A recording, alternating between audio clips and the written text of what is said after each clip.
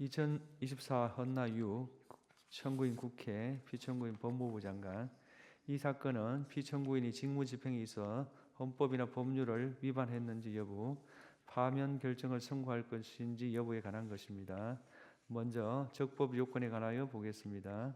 이 사건 소추 의결서에는 서울 동부구치소 내 구검시설 마련 지시, 삼청동 안가회동, 국회의 자료 제출 요구 거부 관련 각 소추 사유에 대해 다른 사실과 구분할 수 있을 정도의 구체적 사정이 기재되어 있으므로 이 부분 소추 사유가 특정되지 않았다고 볼 수 없습니다.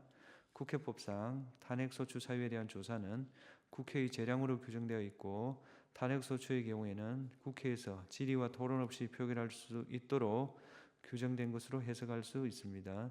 국회의 탄핵소추안 의결 과정에서 필요한 법정 절차가 준수되었고, 피소추자의 헌법 내지 법률 위반 행위가 일정 수준 이상 소명된 이상 탄핵소추권이 남용되었다고 할 수 없습니다. 따라서 이 사건 심판 청구는 적법합니다. 다음으로 본안에 관하여 소추 사실별로 차례로 보겠습니다. 첫째로 피청구인이 대통령의 내란죄에 가담한 행위에 관하여 보겠습니다. 이 사건 기록상 피청구인이 대통령의 비상계엄 선포 결의를 강화하거나 그 실행을 용이하게 함으로써 비상계엄 선포에 가담하였다거나 국회의원 등을 불법 구금하기 위하여 서울 동부구치소 내에 구금시설을 마련하도록 지시함으로써 비상계엄 선포행위의 중요한 실행행위를 분담하였다고 인정할 증거 또는 객관적 자료가 없습니다. 서울 삼청동 소재 대통령 안전가옥에서의 해동 부분 역시 비상계엄이 해제된 이후에 이러한 해동이 있었다는 사정만으로 피청구인이 내란 행위에 따른 법적 후속 조치를 논의하고 대응 방안을 모색함으로써 내란 행위에 관여했다고 인정할 수 없습니다. 따라서 피청구인이 대통령의 비상계엄 선포에 가담하였다고 인정할 증거 또는 객관적 자료가 부족하므로 이 부분 소추 사유는 인정되지 않습니다. 국회의 자료 제출 요구에 대한 거부 행위가 위법한지 보겠습니다. 1. 장시호 서울구치소 출정 기록 자료 제출 거부 부분에 관하여 보겠습니다.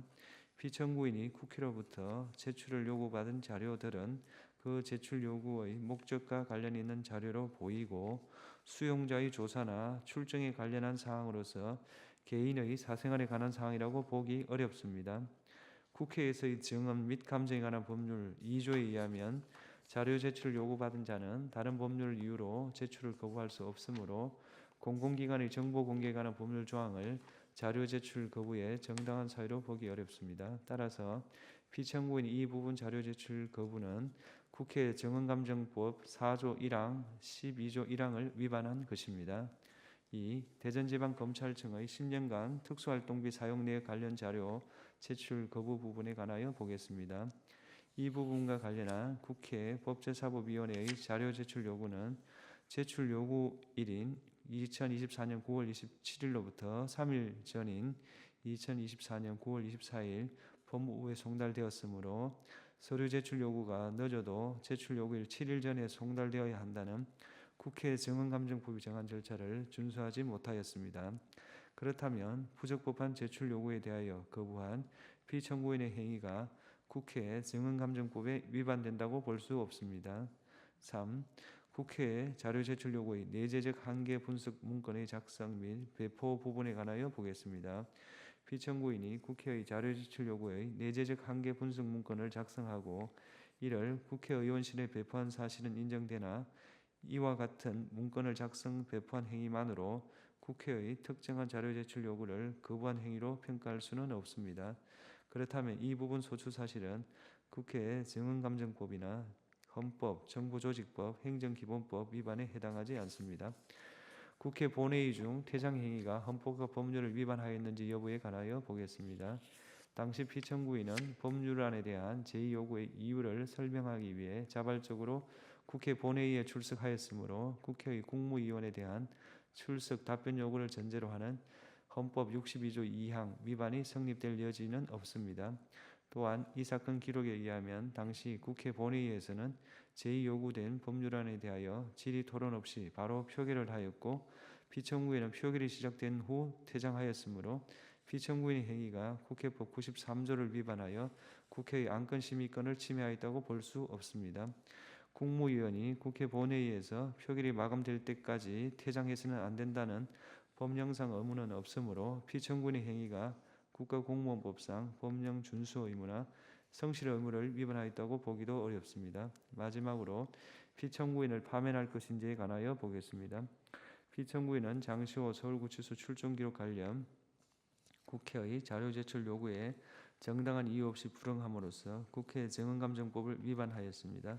그러나 국회로부터 요구받은 자료의 범위가 방대하여 피청구인으로서는 무분별한 자료 공개에 대해 우려하였을 수 있고 피청구인은 사후적으로나마 현장 검증을 통해 일부 관련 자료를 위원들에게 열람하게 하였으며 일부 위원들에게는 문제된 자료를 개별적으로 보고하기도 하였습니다.